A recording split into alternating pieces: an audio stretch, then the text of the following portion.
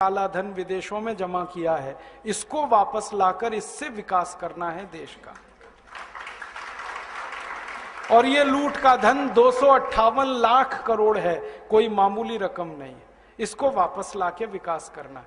आप बोलेंगे ये कैसे आएगा? इसको वापस लाने के 4 रास्ते हैं। पहला रास्ता है कि जिन विदेशी बैंकों में ये धन जमा है, उन बैंकों में ये धन निजी संपत्ति के रूप में जमा है। व्यक्तिगत संपत्ति, किसी नेता की, किसी अधिकारी की व्यक्तिगत संपत्ति, निजी संपत्ति। अगर हम इस धन को राष्ट्र की संपत्ति घोषित करा सकें तो ये धन किसी भी बैंक में जमा नहीं हो सकता, ये वापस आएगा भारत में। क्योंकि अंतर्राष्ट्रीय बैंकिंग व्यवस्था का एक नियम है, किसी भी देश की राष्ट्रीय संपत्ति उसी देश में जमा होती है, वो जिस देश की होती है, दूसरे देश में जमा नहीं हो सकती। तो अब तक जो जमा है वो निजी संपत्ति है, हम इसको राष्ट्र की संपत्ति बना दें तो ये वापस आएगा। आप बोलेंगे ये कौन करेगा? इस काम को करने के लिए 2 संस्थाएं हमारे पास हैं। एक का नाम है सुप्रीम कोर्ट और एक का नाम है संसद। सुप्रीम कोर्ट की ताकत है कि वो किसी भी संपत्ति को राष्ट्रीय संपत्ति घोषित कर सकता है। और सुप्रीम कोर्ट ने एक बार ऐसा किया था। यूरिया घोटाला हुआ जब नरसिम्हा राव के जमाने में, तो 133 करोड़ रुपए चला गया था देश के बाहर। सुप्रीम कोर्ट ने उसको राष्ट्रीय संपत्ति घोषित करके वापस मंगा लिया और स्विस बैंक से वो 133 करोड़ रुपए वापस आ गया। और पता है, वो नरसिम्हा राव के बेटे के खाते में जमा था। हाँ, और सुप्रीम कोर्ट ने नरसिम्हा राव के बेटे को जेल भेज दिया। प्रधानमंत्री के बेटे को जेल भेजा था, वो मैं भूला नहीं कभी भी। सुप्रीम कोर्ट में इतनी ताकत है। तो हमने सुप्रीम कोर्ट में एक मुकदमा लगाया है अभी 6 महीने पहले, ये जो भारत स्वाभिमान नाम की संस्था है ना, इसकी तरफ से। और मुकदमा हमारा एक ही है कि अगर यूरिया घोटाले का पैसा सुप्रीम कोर्ट ने राष्ट्र की संपत्ति घोषित किया था, तो चारा घोटाले का भी राष्ट्र की संपत्ति है, बोफोर्स घोटाले का भी राष्ट्र की संपत्ति है, सभी घोटालों का पैसा राष्ट्र की संपत्ति है। और इस तर्क से अगर सुप्रीम कोर्ट सहमत हो जाए तो 258 लाख करोड़ को राष्ट्र की संपत्ति वो घोषित कर सकता है। और ये घोषणा होते ही हम इंटरनेशनल कोर्ट ऑफ जस्टिस में जा सकते हैं फैसले को लेकर, और आईसीजे ऑर्डर करे तो दुनिया के 70 देशों की बैंकों को पैसा वो वापस करना पड़ेगा भारत को। इस उम्मीद में मुकदमा लगाया है हमने। 6 महीने हो गए। 6 महीने तक ये मुकदमा स्वीकार नहीं हुआ, बहस होती रही कोर्ट में, और अब स्वीकार हो गया है। कोर्ट ने तैयार मान लिया कि अब ये मुकदमा सुना जाएगा। 6 महीने लगे और कोर्ट ने अपने को कन्विंस करने के लिए सब तरफ से जानकारी मंगाई। हमने कहा, उतने पे विश्वास नहीं किया कोर्ट ने। एक अंतर्राष्ट्रीय संस्था को कॉल किया कोर्ट ने, उसका नाम है ट्रांसपेरेंसी इंटरनेशनल। उन्होंने आके सारे दस्तावेज कोर्ट में पेश किए कि भारत का कितना ब्लैक मनी। फिर और एक संस्था को कॉल किया कोर्ट ने, उनका नाम है टैक्स जस्टिस नेटवर्क। उनको बुलाया, उन्होंने दस्तावेज दिए। फिर भारत के तमाम बड़े अधिकारियों को बुलाया कोर्ट ने, एनफोर्समेंट डायरेक्टरेट के, पूछा कि आपको मालूम है विदेशी बैंकों में खाते हैं? उन्होंने कहा हाँ खाते हैं। फिर सीबीआई वालों को बुलाया। जब सब तरफ से कोर्ट कन्विंस हुआ तो कोर्ट ने मुकदमा स्वीकार कर लिया। अब कोर्ट ने नोटिस दिया है सरकार को, और सरकार को पूछा है कि ये 258 लाख करोड़ किस किस का है, जल्दी से कोर्ट को बताया जाए। अब सरकार की हालत थोड़ी खराब है, क्योंकि जिनका पैसा है वो ही सरकार चला रहे। तो सरकार ने कोर्ट में टालम टोल करना शुरू किया है। ये टालम टोल वो थोड़े दिन करने वाले हैं, ये हमें मालूम है, क्योंकि वो बताएंगे नहीं कभी भी। तो हम सुप्रीम कोर्ट को एक दिन एक बात कहेंगे कि टालम टोल 6 महीने, साल भर, 1.5 साल, 2 साल, 3 साल, कितनी? फिर हम सुप्रीम कोर्ट को कहेंगे आप तो एक्स पार्टी जजमेंट दे दो, और कोर्ट को ताकत है वो करने की। और हम कोर्ट को कहेंगे ये नहीं बता रहे किसका पैसा है, आप तो ये कह दो जिसका भी पैसा है वो भारत की राष्ट्रीय संपत्ति है, बात खत्म हो गई। और उम्मीद है कि कोर्ट ये फैसला देगा और ये फैसला हुआ तो 258 लाख करोड़ वापस आएगा।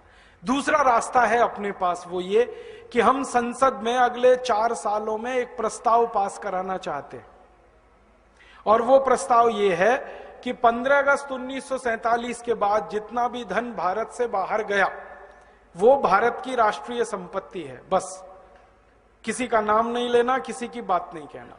15 अगस्त 1947 के बाद जितना धन बाहर गया है भारत से हवाला के थ्रू, क्योंकि सब हवाला से ही जाता है, वो भारत की राष्ट्रीय संपत्ति है। संसद प्रस्ताव को पास करे। अब इस प्रस्ताव को रखेगा तो कोई एक सांसद, और वो हमें मिल ही जाएगा अगले 4 साल में। कोई तो माई का लाल मिलेगा, ऐसा तो नहीं है कि सब मर गए। और प्रस्ताव जब रखा जाएगा तब बहस होगी। बहस वाले दिन हम देखेंगे कि कौन कौन इस प्रस्ताव का विरोध कर रहा है। जो विरोध करेगा पक्की बात है खाते उसी के हैं, पैसा उसी का है, और सारा देश देखेगा बेईमान कौन कौन है संसद में। आप तो अपने सांसद पे नजर रखना बस कि आपका सांसद क्या कह रहा है। हर एक इलाके में मैं घूम घूम के लोगों से एक ही बात कह रहा हूं कि जिस दिन ये प्रस्ताव आएगा टीवी पर बहस आएगी, क्योंकि अब डायरेक्ट टेलीकास्ट होने लगा है।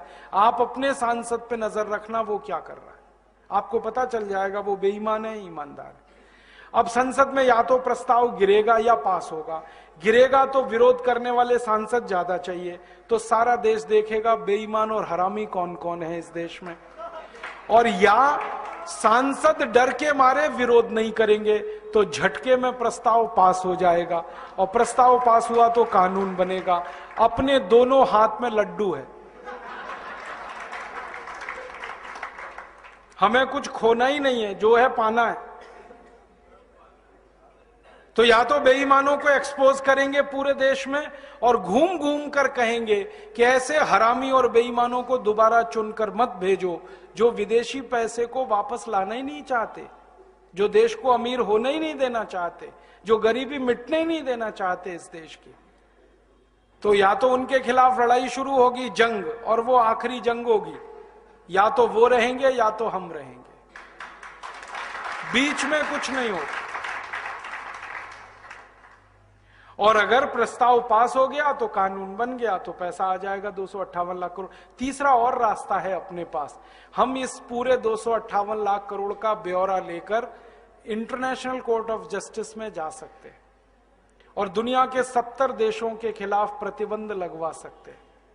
अमेरिका ने अभी ऐसा किया। आपको मालूम है अमेरिका में भी भ्रष्टाचार है, वहां के भी लूटखोर नेता हैं, उन्होंने भी स्विस बैंक में खाते खोल रखे थे। बराक ओबामा ने अभी एक झटके में वो सब ठीक किया। उसने कानून बनवाया पहले अपने देश में, और वो कानून से पैसा ले आया। स्विस बैंक से 780 अरब डॉलर लाया निकाल के बराक ओबामा, और उसने अपनी इंडस्ट्री में लगा दिया वो पैसा। और अमेरिका के 19,780 खाते बंद कराए उसने। तो ये बराक ओबामा अगर कर सकता है तो भारत भी कर सकता है। बस अंतर इतना है कि अमेरिका को बराक ओबामा मिल गया है, भारत को एक बराक ओबामा की तलाश है। अगले 4-5 साल में मिलेगा, कोई ना कोई तो निकलेगा। भारत माता वीर विहीन नहीं है, निपूती नहीं है, बांझ नहीं है। जब जरूरत पड़ती है इस माता ने बड़े बड़े लाल पैदा किए हैं देश की समस्याओं का समाधान करने। आगे भी होगा, इसका विश्वास है हम। और ये काम हम बराक ओबामा की तरफ से भी कर सकते। बराक ओबामा ने अभी एक बहुत रोचक बात कही। हमारे प्रधानमंत्री गए थे अमेरिका, अभी मालूम है मनमोहन सिंह अमेरिका गए। बराक ओबामा ने मनमोहन सिंह को ऑफर किया, देखो मैंने स्विस बैंक से पैसे निकाल लिए, आपको निकलवाने? ऐसे ही बोला उसने, आपको निकलवाने, मैं मदद करता हूं आपकी। तो मनमोहन सिंह की ऊपर की सांस ऊपर, नीचे की नीचे, ना हां कहा ना कहा। फिर उसने कहा मैं भारत की मदद करना चाहता हूं सीरियसली इस काम में, और मैंने जैसे पैसा निकाला है स्विस बैंकों से मैं वो बताना चाहता हूं, आप ऐसे निकालो। अब मनमोहन सिंह चुपचाप लौट आए, क्योंकि उनको बोलते ही नहीं बनता, क्योंकि सरकार चलाने वालों का पैसा है, बात ही नहीं करते वो। तो बराक ओबामा तैयार है, वो कहता है मैं मदद करूंगा भारत की। क्यों? वो कहता है भारत की मदद इसलिए करनी है, भारत महान देश है, ये वो बोलता है। और भारत की महानता जब वो गिनाता है ना, तो सबसे पहले कहता भारत बजरंगबली का देश है, हनुमान जी का देश, और वो हनुमान जी का भगत है बराक ओबामा। उसने मंदिर बनाया, मालूम है, आधा ईसाई आधा मुसलमान बराक ओबामा हनुमान जी की पूजा कर रहा। जब वो चुनाव लड़ रहा था तो उसने बजरंगबली का मंदिर बनाया, जयपुर से मूर्ति मंगाई थी, स्थापित कराई। और पहला राष्ट्रपति है अमेरिका में जिसने दिवाली मनाई अभी। हाँ, दिवाली को हनुमान जी की पूजा होती है ना, उसने की वहां, पंडित जी को बुलाया उसने। और वो कहता भारत महान देश है क्योंकि महात्मा गांधी का देश है। वो महात्मा गांधी को गुरु मानता है अपना। उसके घर में एक ही फोटो है, वो महात्मा गांधी की। वो कहता है इसलिए मैं भारत की मदद करना चाहता हूं। अब भारत सरकार ही तैयार नहीं है मदद लेने के लिए। तो ये अपने पास और एक रास्ता है। तो अपने पास 4 रास्ते हैं। एक चौथा रास्ता है कि हम खुद चाहें तो स्विट्जरलैंड से दादागिरी करके ये पैसा ला सकते हैं। स्विट्जरलैंड के पास ना आर्मी है, ना एयरफोर्स है, ना नेवल फोर्स है, छोटा सा देश है। हाँ, जनसंख्या भी इतनी कम है जितनी तो हमारे एक जिले में है, उतनी तो स्विट्जरलैंड पूरे देश में नहीं। मैं तो मजाक में कभी कभी ये कहता हूं कि सारे भारतवासी, माफ करना ये कहने के लिए, इकट्ठे होके पेशाब कर देंगे तो स्विट्जरलैंड बह जाएगा।